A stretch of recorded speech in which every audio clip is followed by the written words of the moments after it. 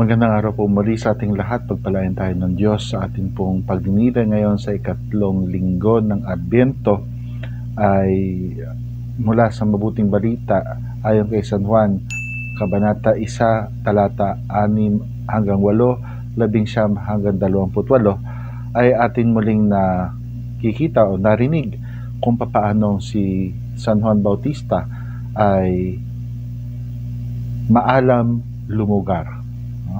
Sa ating mga Pilipino, mayroon tayong tinatawag na kinakailangan alam mo ang iyong lugar.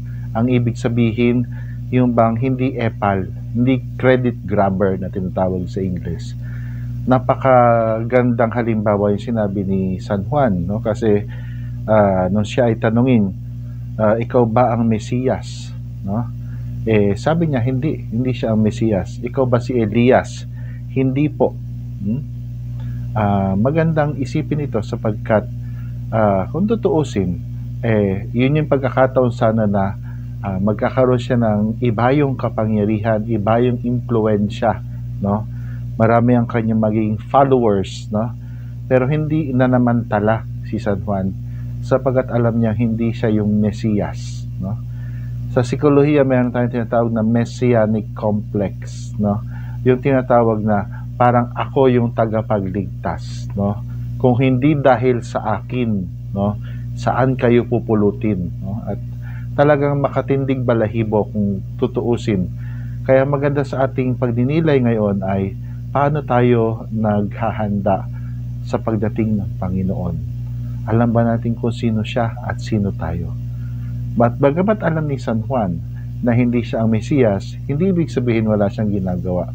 Siya ay nagbibinyag sa tubig, ngunit alam niya na may susunod sa kanya, na higit na dakila sa kanya, na hindi siya karapat-dapat maging tagapagdala man lamang o magkalag man lamang ng mga panyapak. No?